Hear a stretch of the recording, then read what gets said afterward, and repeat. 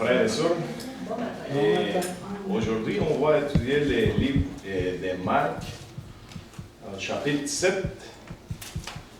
Je vais juste sortir mes lunettes.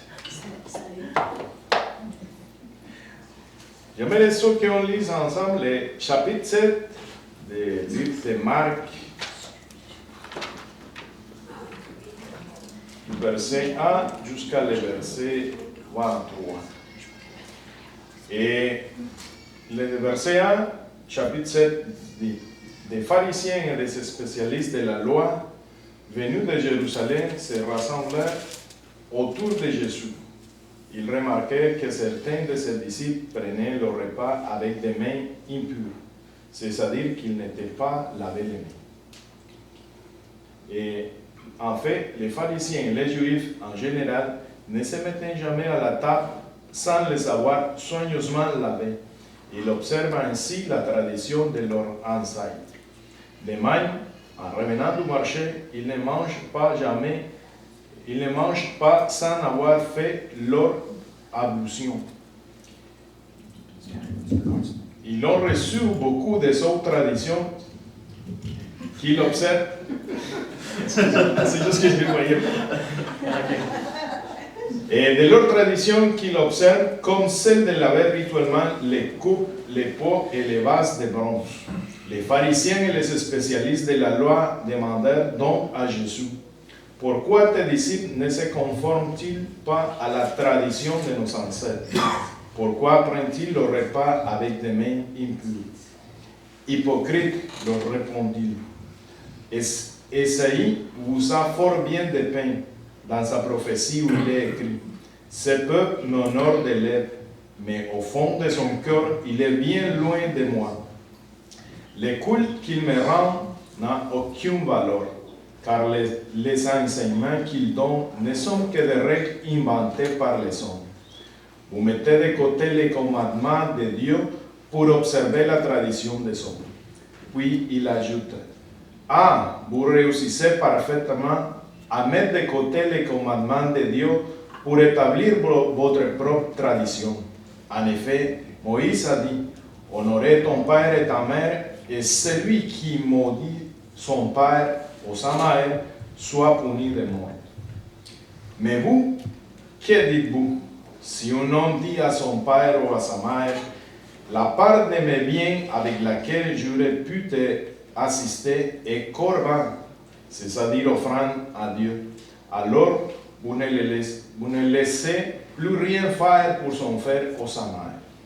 Voilà comment vous annulez la parole de Dieu par votre tradition, celle que vous transmettez, et vous faites bien des autres choses de même genre. Puis Jésus appela de nouveau la foule et lui dit: écoutez-moi tous, comprenez-moi bien. Rien de ceux qui viennent du dehors et qui pénètrent dans l'homme ne peut les rendre impurs. C'est au contraire qui sort de l'homme qui les rend impurs. Si quelqu'un a des oreilles pour entendre, qu'il entende. Lorsque Jésus laissait la foule, fut rentré à la maison. Ses disciples lui demandèrent de leur expliquer le sens de cette image. Il leur répondit: ainsi, vous non plus, vous ne comprenez pas? Ne saisissez-vous pas ce que je vous dis? De tout ce qui vient du dehors pénètre en l'homme, rien ne peut le rendre impur. Tout cela, en effet, ne va pas dans son cœur, mais dans son ventre, et est évacué par les voies naturelles. Il déclarait par la même que tous les aliments sont purs. Et il ajoute: ce qui sort de l'homme, c'est cela qui le rend impur. Car c'est du dedans, c'est du cœur de l'homme qui proviennent les pensées mauvaises, l'immoralité, les vols, les meurtres, les adultères, l'envie, la méchanceté, la tromperie, les vices, la jalousie, la blasphème, l'orgueil et toutes sortes de comportements insensés. Tous ces mal sortent du dedans et rendent l'homme impur. Tantôt, Luc parlait d'une nouvelle tradition, mais on va dire que c'est une bonne tradition qu'on va essayer d'implanter. Et dans le passage, ici, Jésus se fait confronter une autre fois par les pharisiens, mais cette fois à cause que ses disciples, ils ne se lavaient pas les mains. Et il s'est basé sur une tradition qui était imposée par les ancêtres.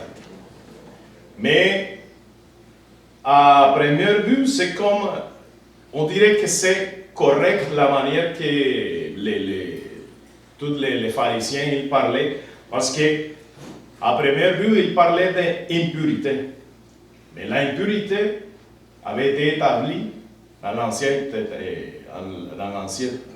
Testament. Mais c'est juste que l'impurité qui était établie, c'était une impurité, un rituel pour t'approcher à Dieu. Ici, on ne parle pas d'un rituel pour t'approcher à Dieu. Si on check bien les passages, il dit que tous les Juifs se lavaient les mains comme il faut avant de manger. Mais les pharisiens, ils disent, mais certains de tes disciples, ils ne le font pas. C'est-à-dire qu'il y avait une partie que oui, il y avait une partie que non. Ils viennent, ils remarquent, oh, il y a une partie qui ne le fait pas. Mais ils viennent, ils répondent, ah, Jésus vient, il dit, hypocrite. Mais on vient, ils disent, comment ça que Jésus répond que ce sont des hypocrites, s'ils sont fondés sur une tradition qui est basée par la loi lévitique, la loi mosaïque qu'il appelle. Il vient et il explique, il dit, parce que dans le passage, il dit vraiment, il utilise, la Bible utilise notre Bible qu'on a aujourd'hui, il dit, il observe. Mais dans le passage original, il dit que la signification, c'est vraiment, c'est raccrocher. Ça donne une intensité. C'est comme si vraiment tu es compris et tu laisses pas quelque chose. C'est dans le sens que les pharisiens ils étaient vraiment attachés à leur tradition. Une tradition qui était continuée, exposée par les ancêtres. Mais Jésus vient et dit, non, il vient enseigner, ta tradition n'est pas correcte. Tu la utilises d'une mauvaise manière. Il vient et dit, pourquoi? C'est ce qu'on va étudier aujourd'hui. Il dit, toi, tu utilises ta tradition pour contourner la loi de Dieu. Parce que la tradition est fondée, bon, je veux juste rentrer un petit peu, mais il y a la loi, qu'on appelle la loi morale de Dieu, les 10 commandements, et la loi mosaïque. C'est la loi d'un mosaïque où sont établis tous les rituels de purification avant de pouvoir vraiment aller et te présenter, bon, à l'époque, au temple pour faire tous les sacrifices et tout ça. Mais c'est juste qu'ils ont pris toute cette tradition de purification et ils les ont mis à tout le monde de façon générale. C'était juste pour aller te purifier, pour rentrer au temple et faire tes sacrifices, pour te sauver des péchés et tout. Non, c'était pour manger. On parle de 3 fois par jour. Et en plus, la manière pour te laver les mains n'était pas juste une manière comme normale, disons que c'est juste pour te laver les mains. Non, il y avait une manière particulière pour te laver les mains. C'était tellement qu'il était tout un rituel qu'il devrait prendre ses mains et frotter l'autre avec jusqu'à l'écoute. C'est pas juste les mains, c'est jusqu'à ici l'écoute. Mais c'était vraiment quelque chose imposé et vraiment strict. Et c'est sûr que les pharisiens, ils viennent, ils font les plaintes de Jésus, mais ils ne le font pas. Ils ne respectent pas les traditions. Ils viennent, ils imposent et Jésus vient et dit, hypocrite. C'est comme, tu dis, ok. Moi, je les prends de la parole de Dieu. Et tu viens et me dis que c'est l'hypocrisie. Ça. Et il vient à montrer que première chose, que c'est pas vraiment quelque chose qui est bien de la parole de Dieu. C'est l'égalisme. Pourquoi? Parce qu'il se base sur les traditions des hommes. Et il vient, il va clarifier, Jésus va clarifier ça. Et en plus, il vient, il dit, il prend l'écrit d'Isaïe. Il dit, il a bien écrit de vous. Il dit, le culte de ce peuple n'honore des lèvres, mais au fond de son cœur, il est bien loin de moi. Le culte qu'il me rend n'a aucune valeur, car les enseignements qu'il donne ne sont que des règles inventées par les hommes. Ici, on voit comment c'est vraiment particulier que des fois, on ne les pense pas, et moi je suis inclus là-dedans aussi, mais on peut venir ici à chaque dimanche, mais ça veut dire qu'il y a vraiment une valorisation que Dieu fait, parce qu'il dit, les cultes qu'il me rend, ça vaut rien. Les peuples juifs, ils faisaient des cultes, mais il dit, ça vaut rien. Il dit littéralement, le culte qu'il me rend n'a aucune valeur. Ça, c'est quelque chose vraiment qui c'est touchant. Parce que Dieu fait un examen. Tu es ici, pourquoi? Pour tes traditions? Parce que, ah oui, c'est dimanche, il faut aller à l'église. Parce que le dimanche, on va à l'église. Ou tu viens à l'église pour vraiment adorer à Dieu. Pour te rassembler avec ceux qui ont été sauvés comme toi. C'est quelque chose qu'il faut vraiment penser. Après ça, il vient et il utilise un autre exemple. Et ça m'a fait penser au moment qu'il prend l'exemple. Il dit, ok, la loi, parce qu'il vient, il parle de la loi. Les pharisiens, il dit, oh, ils ne respectent pas la tradition de nos ancêtres. En théorie, la tradition des ancêtres était basée sur la loi. Parce que tout ce qui, en théorie, il faisait, c'est expliquer la loi pour vraiment accomplir la loi. Et faire comme il faut. C'est ça qu'il faisait. Et après, il vient, il dit, mais il utilise l'exemple d'un fils qui honore pas à son père ou à sa mère. Mais il y a des autres exemples ailleurs d'où Jésus, il a dit, oh, il a pris la loi, il dit, tout homme qui a déjà désiré à la femme de son proche, à son cœur, a déjà péché. Mais une autre aussi qu'on pourrait dire, on mentionnait, c'est, vous disiez, si vous tuez, vous êtes puni de mort. Mais je dis que si tu dis à ton frère qu'il est idiote ou l'autre autre mot semblable, tu es déjà coupable. Mais dans cette occasion, il prend l'exemple d'honorer à son père et à sa mère. Il dit, vous disiez, si la personne dit, oh, ça c'est corban, je ne peux pas t'aider. Pourquoi Jésus il prend cet exemple, il ne prend pas un autre? Parce que pour montrer comment il manipulait la loi, il manipulait la tradition pour leur propre bénéfice. Parce que le corban était quoi? Était tout ce qui est dédié à Dieu. Mais c'est juste que la personne il restait à l'utiliser.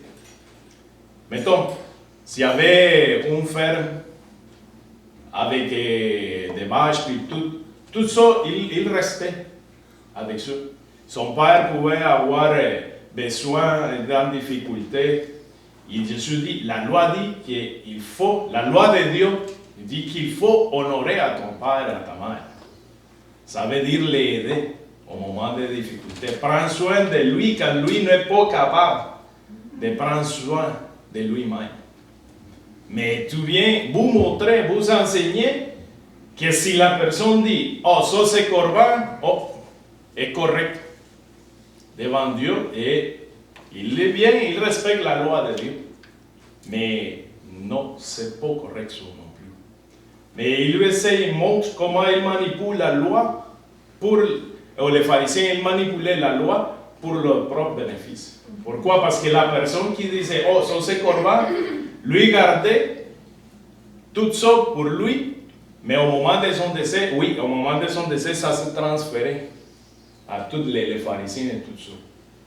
Mais il vient, il montre, il dit comment il vient, il respecte pas la loi de Dieu, mais tout ça d'une manière qui est bien vue.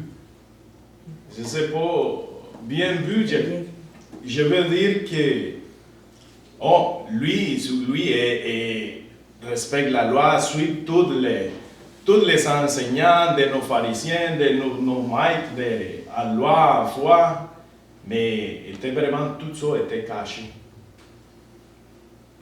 Caché d'une manière comme plusieurs fois entendre passer discrètement pour faire pour ce que Dieu avait établi. Il vient aussi, il nous montre dans ce passage comment les légalismes, il vient, et à cause que tu es vraiment, ta confiance n'est pas vraiment en Dieu, est vraiment au respect de tes traditions. C'est pas vraiment, parce qu'il dit, les pharisiens disent, ils respectent pour ça, ils montraient que si tu respectes pour ça, tu n'es pas correct devant Dieu. Ça veut dire que l'important ici, c'est pas ta confiance en Dieu, c'est respecter les traditions. Il montre aussi avec tout ça comment, avec les traditions, les pharisiens étaient capables de surpasser la loi morale de Dieu.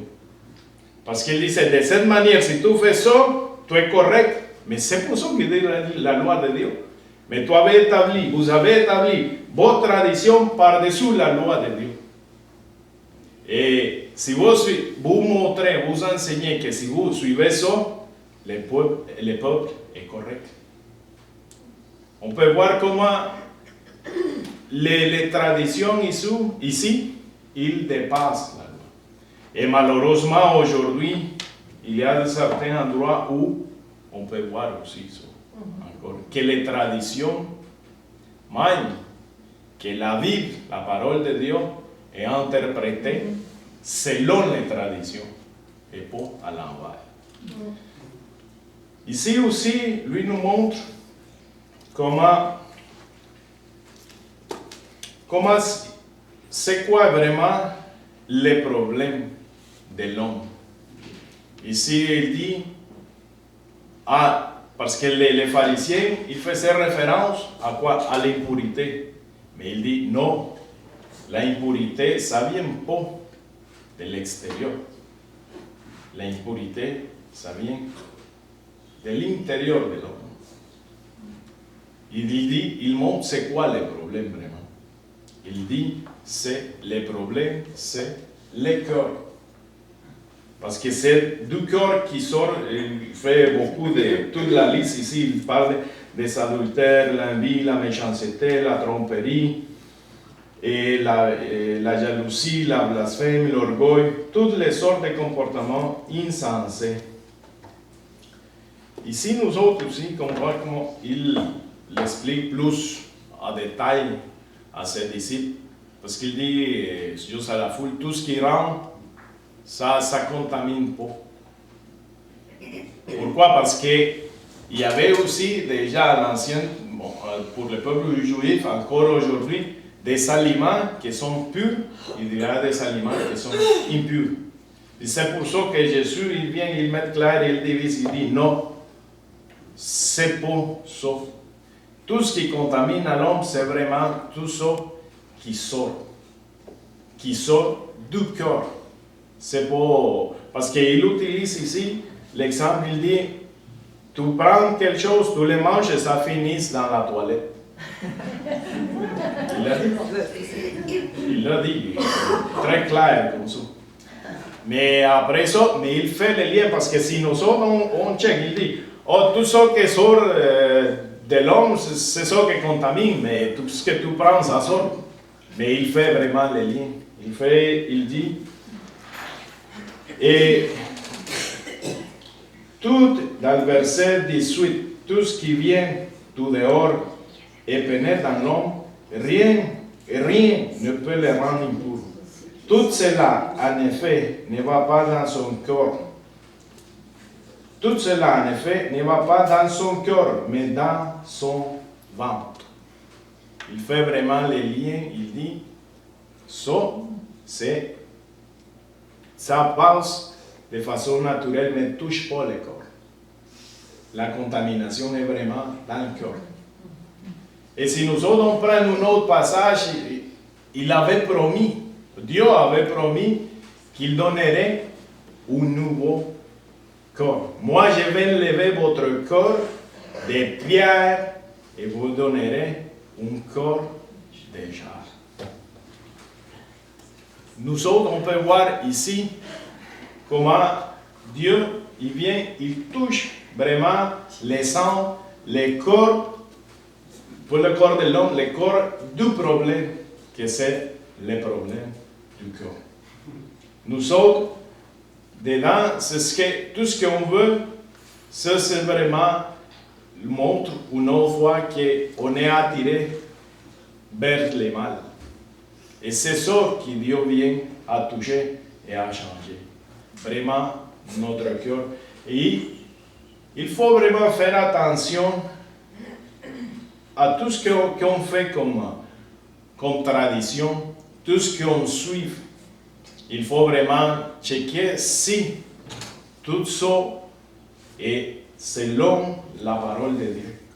Ou si c'est vraiment selon nos intérêts ou les intérêts des autres personnes. Ici, Jésus, c'est que le corps de l'enseignance, c'est un passage que j'essayais de le résumer un peu pour aller, mais on pourrait sortir encore beaucoup de sujets, juste parler de ça. Mais, à grosso modo, c'est ça. Il faut vraiment être conscient que le problème que tous nous autres on a est à notre cœur. Et que les traditions, il faut vraiment les examiner pour voir s'ils sont d'accord à la parole de Dieu.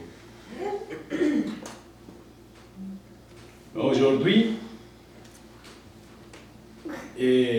on va présenter à Jadiel. Et quand on a des enfants et on a des études comme ça, il faut, au moins nous autres, on pense, comment vraiment faire attention pour instruire à nos enfants, mais d'une façon, je dirais comme neutrale, je ne sais pas si c'est la bonne manière de parler, neutre. Mais pour ne pas essayer de les aligner à nos croyances personnelles, sinon selon la parole de Dieu. Et ici aussi, ça nous montre comment,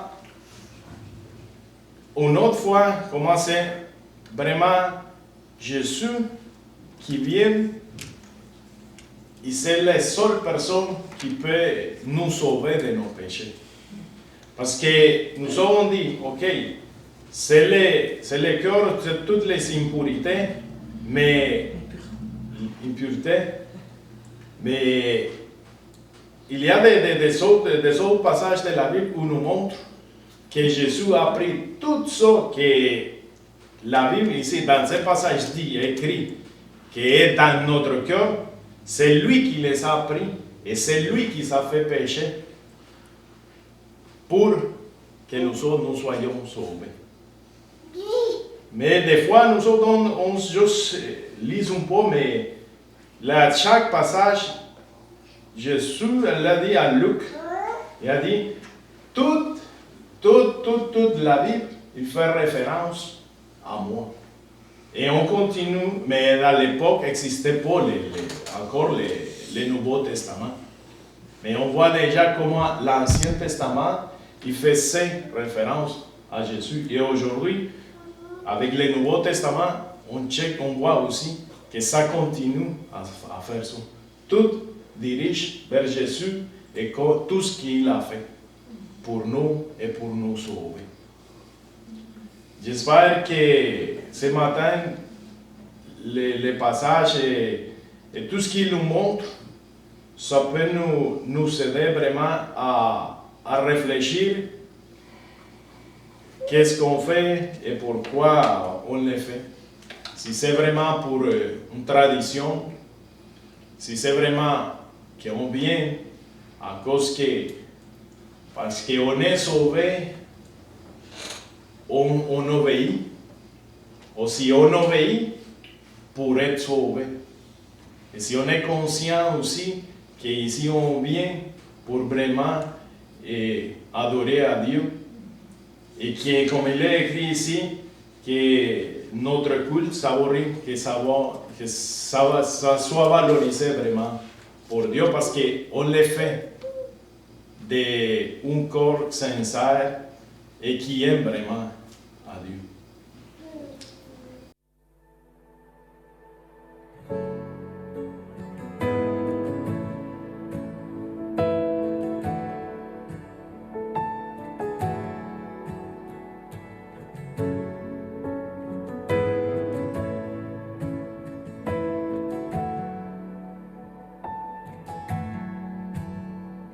Du fond du gouffre, je t'appelle. Dans la nuit sombre, entends mon cri. Incline vers moi ton oreille. Délivre-moi, je t'en supplie.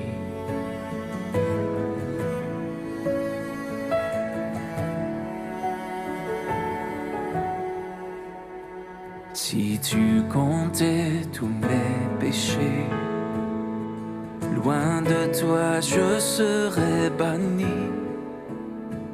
Mais tu m'offres un pardon complet. Ta grâce seule me suffit.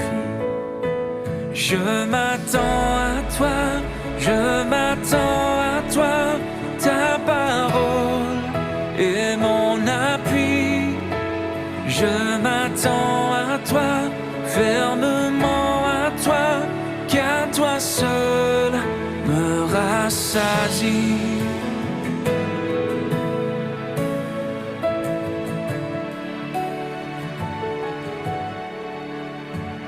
En Dieu seul met ton espérance. Il est puissant pour te sauver. Bientôt viendra la délivrance. Christ est le roi ressuscité. Je m'attends à toi, je m'attends à toi. Ta parole est mon appui. Je m'attends à toi, fermement à toi, car toi seul me rassasie.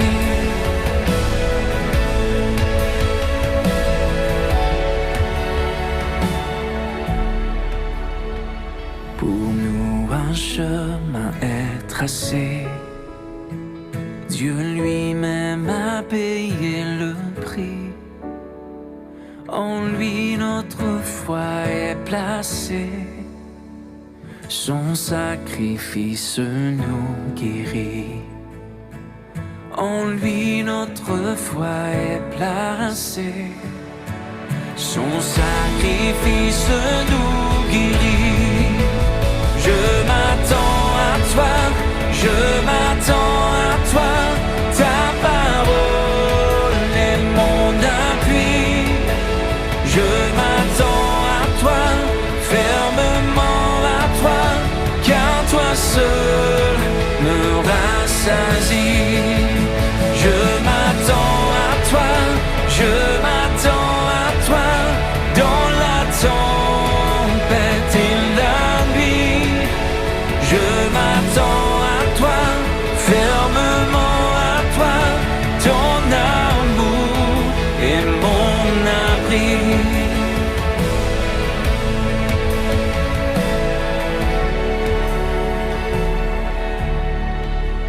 Je m'attends à toi, je m'attends à toi, dans la tempête et la nuit.